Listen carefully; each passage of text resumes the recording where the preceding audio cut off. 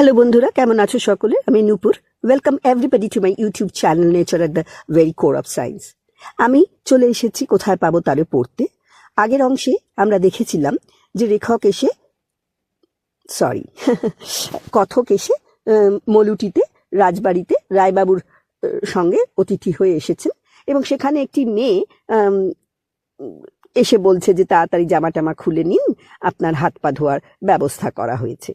আর এদিকে দূরের জঙ্গলের মধ্যে একটি ছেলে এবং একটি মেয়েটি বাধা দিচ্ছে, কিন্তু ছেলেটি খুবই চাইছে এদের মধ্যে খুব একটা রোম্যান্টিক সম্পর্ক হয়তোবা হতে চলেছে। তো দেখা যাক সামনে কি হয়। কমেন্ট করবেন, ভালো লাগবে তাহলে। ঠিক আছে, শুরু করি তাহলে।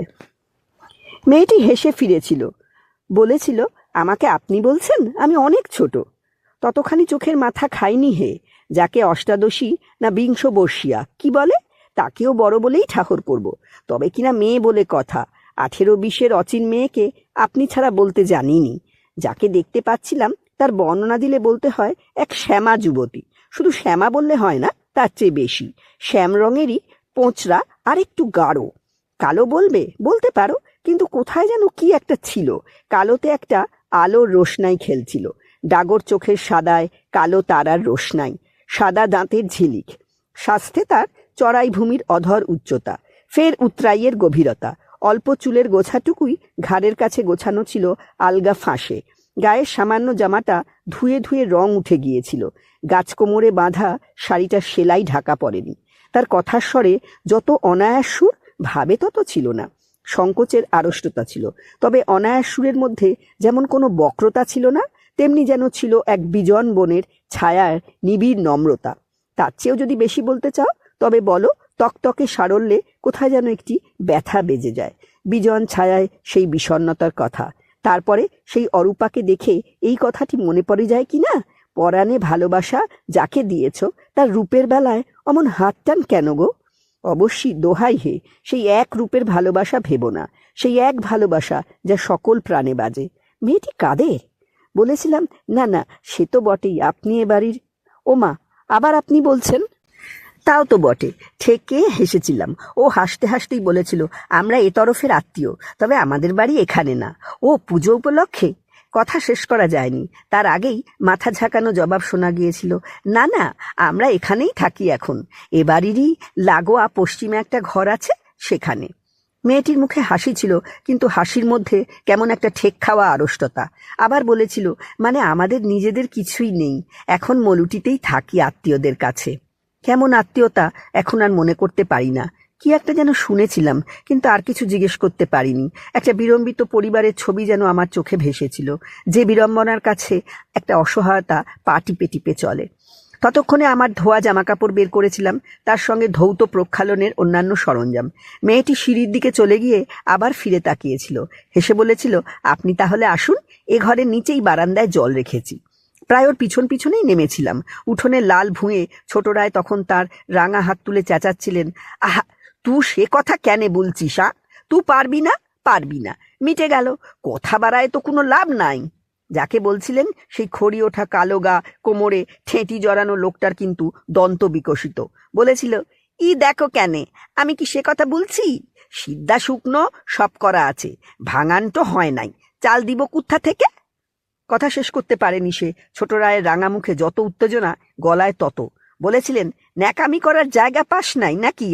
আজ রাত্রিরে পূজা, লোকজনের আসা যাওয়া, অখন তুই বলছিস ধান রয়েছে, চাল করা নাই? ইকে কি বলে? লোকটা ততক্ষণে রাঙা মুখের ঝাপটায় পিছন ফিরেছিল। বলতে বলতে গিয়েছিল, আচ্ছা গো আচ্ছা, আধমন চাল পাঠায়ে দিচ্ছি। হয়তো আরো কিছু বলতেন ছোট রায়, তার আগেই চোখ পড়ে গিয়েছিল আমার দিকে। তখন দেখো কেনে রায়ের কি বিব্রত ভাব, রাঙা মুখে অমনি হাসি ঝিকঝিকিয়ে উঠেছিল। বলেছিলেন, ইয়াদের কি বলবো বলো দেখিনি বাবা, লিবার সময় লিবে, আর তারপরে? মাঝপথেই কথা থামিয়ে হাঁক দিয়ে উঠেছিলেন, অসুশি। যে দাওয়াতে আমি দাঁড়িয়ে, সেই দাওয়ারই এক পাশ থেকে জবাব এসেছিল, হ্যাঁ এই যে সেই মেয়েটি যে ডাকতে গিয়েছিল ওপরে, তার নাম সুশি। পুরো নামটা কি কে জানতো? ছোট রায়ের সহজ কথাই যেন ধমকের সুরে বাজছিল। বলেছিলেন, জল দিচ্ছিস? আমি তাড়াতাড়ি বলে উঠেছিলাম, হ্যাঁ হ্যাঁ দিয়েছে। আচ্ছা, কিন্তু বাবা তুমি কি মাঠে যাবে? মাঠে? সেই অবস্থায় হঠাৎ মাঠে যাবার কথা কেন? কেন তার জবাবও পেয়েছিলাম। ছোট রায়ের রাঙা হাসি একেবারে আকর্ণ বিস্তৃত। বলেছিলেন, ব্যবস্থা যা আছে বাবা, তোমাকে আর সেখানে যেতে বলতে ইচ্ছা করে না। বৌঝিয়েরা কোনো রকমে যায়, আমরা সব মাঠেই যাই। কি অবুঝে! আমি তখন আবার সুশীর দিকেই চেয়েছিলাম, আর সুশীর নজর মাটির দিকে। পরক্ষণেই যেন ধাঁধার জবাব মিলেছিল। বলে উঠেছিলাম, ও না, তার দরকার নেই। ছোট রায়ের হাসিতে আপ্যায়নের আকুঞ্চন। বলেছিলেন, তুমি তো রাস্তাঘাট চেনো না, তাহলে কাউকে সঙ্গে পাঠাতাম। আচ্ছা বাবা, হাত মুখ ধো, সুশী বৌঠানকে বলে খাবার দাবার দিস। বলেই কোন দিকে যেন অদৃশ্য হয়েছিলেন। তার কি আর তখন দাঁড়াবার সময় ছিল? কারুরই ছিল না। দেখেছিলাম উঠোনের ওপর দিয়ে গিন্নি বউ মেয়েদের অনবরত আনাগোনা, এ ঘর থেকে ও ঘরে, এ দাওয়া থেকে ও দাওয়ায়। কারুর হাতে পেতলের পরাত, কারুর কাঁখে কলসি, কেউ চলেন শাড়ি নিঙাড়ি নিঙাড়ি, কারুর হাতে ফুলের ডালি। রান্নাঘরের দিকে তো কথাই নেই। তার মাঝেই দাওয়ার নিচে একখানি মোটা তক্তা পাতা, পাশে জলের বালতি। লেগে যাও ধৌত কার্যে। জল নিকাশের ভাবনা নেই। ধারেই নালিকাটা ছিল। নগর চালের গোসলখানার প্রত্যাশা ছিল না, তবে কিনা শহরের হাওয়া লাগানো শরীর কিনা, তাই একটু কুঁকড়ে যাওয়া। কিন্তু হার মানতে যাইনি, দিব্যি কাজ সেরে নিয়েছিলাম। জামা কাপড় বদলাতে বদলাতে আবার সুশীর ডাক, যে ডাক নাম শেষে দা। নিচে গিয়ে অন্য ঘরে খেতে বসেছিলাম বড় রায়ের পাশেই। খেতে দিয়েছিলেন স্বয়ং রায়ঙ্গিনী, কাছে নির্দেশের অপেক্ষায় সুশী। কিন্তু দেখ গ, একে কিরকম জল খাবার খাওয়া বলে। মস্ত বড় কাঁসার থালায় দেখেছিলাম প্রায় অগুন্তি লুচি, তার সঙ্গে বেগুন ভাজা, নানাবিধ মিঠাই। সে পেট কি আর আমাদের? বলেছিলাম, এত দিয়েছেন, খেতে পারবো না যে। সবাই যেন হেসে আর বাঁচেননি। বড় রায় মুখের মধ্যে খাবার নিয়ে বলেছিলেন, এত কোথায় বাবা, হয়তো কখানি, খেয়ে নাও। বড় রায়ের গলা ছোট রায়ের থেকে নিচু মার্জিত। ছোট রায় থাকলে পুরো মলুটির ভাষায় হাঁকডাক করে উঠতেন। বড় গিন্নি বলেছিলেন, খেয়ে নাও বাবা, সেই তো কাল কখন সাঁঝবেলাতে দুটি মুখে দিয়ে গাড়িতে উঠেছিলে, এদিকে দুপুরে খেতে অনেক বেলা হবে। উপরোধে ঢেকি গেলা যায় জানতাম, কিন্তু সকালবেলাতে ওরকম লুচির পাঁজা না। তখন একমাত্র সুরিত দেখেছিলাম সুশীকে। সে বলেছিল, তুলে নিন কাকিমা, লাগলে উনি চেয়ে নেবেন। অতএব তুলে নিতে হয়েছিল। খেতে খেতে আরো দুজনকে দেখেছিলাম। যিনি ঘোমটাহীন সধবা, তিনি বড় ছোট দুই রায় বসানো, নীল চোখ, আগুন রাঙা বর্ণ। বুঝতে অসুবিধা হয়নি উনি রায় সহদরা। আর একজন মাথায় ঘোমটা রেখেছিলেন বটে, মাঝে মাঝেই ঘোমটার ফাঁকে তার মুখখানি উকি দিচ্ছিল। সে মুখে হাসির মৌরসী পাট্টা, আন্দাজে ধরা 30-এ ছোঁয়া সেই মুখে। হাসি কেবল ঠোঁটে ঠোঁটে না, কেবল ডাগর কালো চোখের তারায় তারায়ও না। প্রতিমার মতো মুখখানিতে কপালের গাঢ় রঙে টিপেও যেন হাসি ছলকানো। পরিচয় প্রথম ক্ষেপেই পেয়েছিলাম, উনি ছোট রায় গিন্নি। তবে যদি পুছ করো তো বড় গিন্নি শ্যাম স্নিগ্ধ বর্ণের সঙ্গে টিকলো নাক, ডাগর কালো চোখ। মায় হাসিটির সঙ্গে ছোট গিন্নির এত আদল কিসের? তবে জবাব পেতে ওরাও দুই সহদরা। দুই সহদরের বউ, দুই সহদরা। সেই জন্যই বড় রায়কে শুনেছিলাম কখনো ছোট গিন্নিকে তুই তোকারি করতে, কখনো বা তুমি। কি ব্যাজ বলো, শালি কিনা ভাদ্যর বউ। যাকে একদা জামাইবাবু বলে জিভ ভেঙচে কাঁচকলা দেখিয়েছে, তাকেই কিনা এখন ভাসুর ঠাকুর বলে অন্য রেয়াত দিতে হচ্ছে। তা হোক গিয়ে, আপনা আপনিতে সে এক সুখে স্বস্তিতে ঘর করা। ভাদ্যর বউয়েরও তেমন ভাসুর ঠাকুরের কাছে অসুজ্জম পশ্চা থাকবার ভয় ছিল না। বড় রায় হাসিটি তো বড়ই মিঠা লাগছিল, যেন কিরে আর জিভ ভেঙচে কিল দেখাবি, কেমন জব্দ হয়েছিস। খাওয়ার ব্যাপারে সেই দুজনেও আপ্যায়নের ত্রুটি রাখেননি। তা বললে কি হয়, জোয়ান বিটা ছেল্লা এখন কত খাবে? তা বটে কথা, তবে কিনা জোয়ান বিটা তেমন বীরপুরুষ ছিল না তো। রাজা রাজরার ধরা ছোঁয়ায় থাকেনি কভু। খাওয়া শেষে বড় রায় বলেছিলেন, সারা রাত গাড়ির ধকল গেছে, এবার গিয়ে একটু বিশ্রাম করো। বিশ্রাম? সে শব্দের অর্থ কি হে? বিশ্রাম করতে মলুটিতে গিয়েছিলাম নাকি? আমার ভিতরে দুয়ারে যে তখন বেজায় ঝাপটা, পাল্লা একেবারে হাট করে খোলা। মন তখন মলুটির রাঙামাটির পথে রওনা হয়ে গিয়েছে। কেবল কি মলুটি নাকি, সুরে বেজেছিল গ্রাম ছাড়া ওই রাঙামাটির পথ আমার মন ভুলায় রে। আমার চোখে হাতচানি তখন মন্দিরে মন্দিরে পোড়া ইটের চুপচাপ নিথর অনর পুরাণের দেবদেবীদের। কাঁদরের পাথর ঝরানো নুড়িতে নুড়িতে বাজনা বাজানো ঝোড়ায়। হেমন্তের নীল আকাশে রায়মশাইদের চোখের রঙে ঝলকানো আকাশ সবুজের চোখ জুড়ানো স্নিগ্ধতায়, আর রাজাদের গায়ের রঙে মেশানো রাঙা মৃত্তিকায়। মনের যাত্রা তখন কিংবদন্তির দেশে। বলেছিলাম, বিশ্রাম আর কি করব, তার চেয়ে একটু ঘুরে বেরিয়ে আসি। অমনি বড় রায়ের মুখে রাঙা হাসিতে একটু দুশ্চিন্তার ছায়া। বলেছিলেন, তা যেতে পারো, কিন্তু একলা একলা তো পারবে না, কাউকে সঙ্গে দিতে হয়। কথা বলতে বলতে দেখ, সেই মুখ পোড়া এসে হাজির হয়েছিল। মামা না পিসে মশাই কি বলে ডেকেছিল এখন আর স্মরণ করতে পারি না। এসেই বলেছিল, কোথাক যেতে হবে? বড় রায় তৎক্ষণাৎ বলেছিলেন, আর শিখো যে তোমার দরকার নাই বাবা, নতুন মানুষকে তোমার হাতে দিয়ে তারপরে বিপদে পড়ি আর কি। মুখ পোড়ার কপালে ঝাঁপানো 12 আনা চুলে লেগেছিল ঝটকা। বলেছিল, কেনে? বিপদ হবে কেনে? কি করতে হবে বলেন না। দেখেছিলাম বড় রায়ের রাঙা মিঠে হাসিখানি দিব্যি বাঁক খেতে পারে। বলেছিলেন, না বাবা ধনু, তোমার হাতে ইয়াকে আমি ছাড়তে লারব। ধনুর বিরক্ত উৎসুক নজর তখন আমার দিকে, ফিরে বড় রায়ের দিকে। আমি দেখছিলাম তার কচি আভা গালে তখনও গোরা কিশোরীর হাতের দাগ আছে কি না। শ্যামলা গালে সেরকম কিছু চোখে পড়েনি, কিন্তু কেন জানি না কে যেন কেমন একটু নজর কাটছিল আমার। তার সঙ্গে মনও। সে যে কেবল কিশোরী চপেটাঘাত খায় তা না, তাকে স্বয়ং বড় রায়ও যেন ওলাই শীতলার মতো ভয়ে ভক্তি দেখাচ্ছিলেন। আমার মতো একটি জোয়ান বিটাকেও তার সঙ্গে ছেড়ে দিতে ভয় পেয়েছিলেন। তাহলে তো ধনু যেমন তেমন ধনু নয়। তার প্রমাণও তৎক্ষণাৎ দিয়েছিল। ফরাসডাঙ্গার কাঁচি ধুতির কোচায় ঝাপটা মেরে ঠোঁট উল্টে বলেছিল, তবে যা খুশি তাই করেন না। বলে চলে যাচ্ছিল, বড়গিন্নি ডেকে বলেছিলেন, এই ধনু, খেয়ে যা। তার জবাব মাত্র এক কথায়, এখন না। বড় রায় কিন্তু হেসেছিলেন, বলেছিলেন, যা ছেলে বাবা, কি বলবো। ওকে নিয়ে সবসময় চিন্তা কোথায় কখন একটা গোলমাল বাঁধিয়ে বসবে। বিপদ আপদ না ঘাটিয়ে সুস্থ ছেলে দেশে ফিরলে হয়। জিজ্ঞেস করেছিলাম, এখানে থাকে না? না, সিউড়িতে বাড়ি, আমাদের আত্মীয়। খুব ডান পিটে বুঝি? বড় রায় রাঙা হেসে বলেছিলেন, ও যে কি পিটে নয় বাবা তা জানি না। আছো তো দুদিন, দেখবে ধনুকে নিয়ে ঠিক একটা গোলমাল কিছু হয়েছে। কথা বলতে বলতে আমরা তখন অন্দর ছেড়ে সদরে পূজা দালানের উঠোনে ভিড় আরো বেড়েছিল।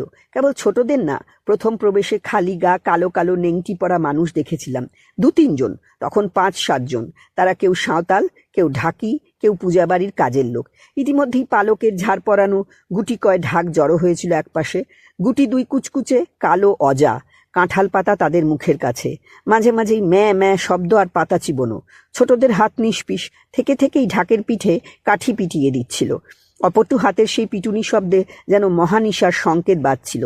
ওদিকে কুমোরদের হাত অবিশ্রান্ত, কাজ চলছিল পুরা দমে। মুন্ড আর অঙ্গ প্রত্যঙ্গের মালায় হলদে রঙের প্রথম কোট লেগেছিল। বড় রায়কে বলেছিলাম, আমি একলাই ঘুরে আসি না, বেশি দূরে তো যাব না। তবু তাঁর দ্বিধা। বলেছিলেন, ঘুরে আসতে পারবে, তবে সঙ্গে কেউ থাকলে ভালো হতো। তুমি অচেনা তো, সবাই ডেকে ডেকে জিজ্ঞাসাবাদ করবে। তা বেশ, ঘুরে এসো একটু। গায়ের মধ্যে যদি যেতে চাও তবে দক্ষিণ দিকে যাও। সেই ভালো। উত্তরের সতীঘাট দিয়ে ঢুকেছিলাম, দক্ষিণের অচেনাতে যাওয়াই ভালো। উঠোনের পাশ দিয়েই গ্রামের বড় রাস্তা চলে গিয়েছিল, সেই পথে এগিয়েছিলাম। বড় রায় মিথ্যা বলেননি, যা আশঙ্কা করেছিলেন তার চেয়ে বেশি। পথে দেখা হেন ভদ্র ছিল না যে ডেকে জিজ্ঞাসা করেনি কোন বাড়িতে আগমন, কোথা থেকে। রকে বসা ভদ্র যুবার দলবল আর কালো কিষ্কিন্দে আদনাংটা কামছা কাঁধে লোকটাই বলো, সকলেরই একই প্রশ্ন। তার মধ্যে পথের ধারে লুলা মানুষটা হেসে বলেছিল, অয় গ, চিনতে পেরেছি, অমুক বাড়ির জামাই না? 2 পয়সা দিয়া যান না গ। তা না হয় দিচ্ছি, কিন্তু জামাই বলা কেন হে? নতুন কি কেবল জামাই নাকি? পয়সা দিয়ে এগিয়েছিলাম। চলতে চলতে চড়াইয়ে উঠেছিলাম, তারপর আবার উতরাই। সেই আমার প্রথম উত্তর রাড়ের গ্রাম দেখা। পূবের জলে ভাসা বঙ্গের সঙ্গে বিস্তর তফাৎ। বাড়ির পরে বাড়ি, গায়ে গায়ে বাড়ি, লাল মাটির দেওয়াল, খড়ের চাল।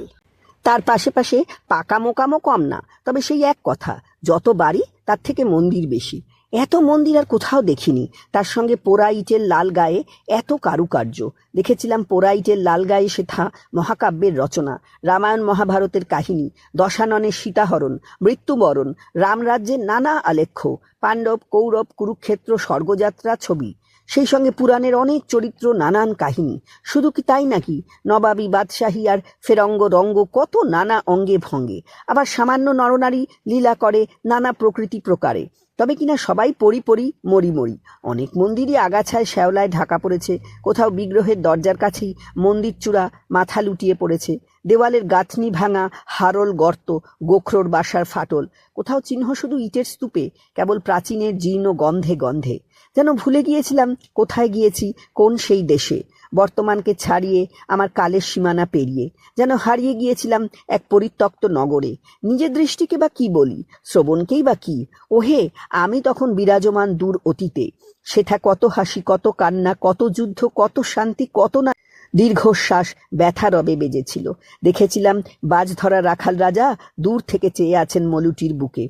ওই কি বলবো হে, মলুটির নিশি ডাক দিয়ে দিয়েছিল আমাকে। গ্রাম পেরিয়ে আবার উতরাই নামিয়ে নিয়েছিল ঢলে। রাঙামাটির সেই পথের ধারে সীমানায় দেখেছিলাম গ্রাম সীমান্তের ঘর গৃহস্থ পরিবারদের, বাউরি বাগদি, হয়তো সাঁওতালও কিছু কিছু। তারপরে আবার চড়াই, আর দক্ষিণে দৃষ্টি হারানো সবুজ মাঠ। আমার চোখে যেন ঝিলিক লেগেছিল। দেখেছিলাম সেই তেপান্তরে বনস্পতির ছায়ায়, কালের ঝাপটায় কালি লাগা লাল মন্দির চূড়া।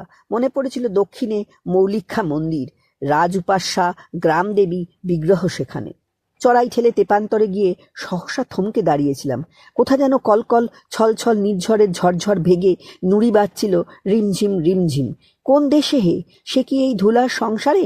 তবু যেন মনে হয়েছিল সেটা এক ভিন্ন দেশ, অবাস্তব, অলৌকিক। এগিয়ে গিয়েছিলাম শব্দ লক্ষ্য করে। সতীঘাটের থেকে অনেক চওড়া, গভীর পুবের ঢলে নামা এক নদী নির্ঝর। তীরে তীরে বাবলার বন, বড় বড় পাথর, কালো লাল, নানাভাবে শয়নে। যতই পশ্চিমে যাও মৃত্তিকা আকারে চড়াও, তারপর সেই দূরে আকাশের গায়ে গভীর কালো রেখা, যেন মেঘের মতন। মেঘ নয়, নজর জানান দিয়েছিল মেঘাকৃতি পাহাড়। নদীর কূলে কূলে পায়ে পায়ে গিয়ে দাঁড়িয়েছিলাম মন্দিরের সামনে।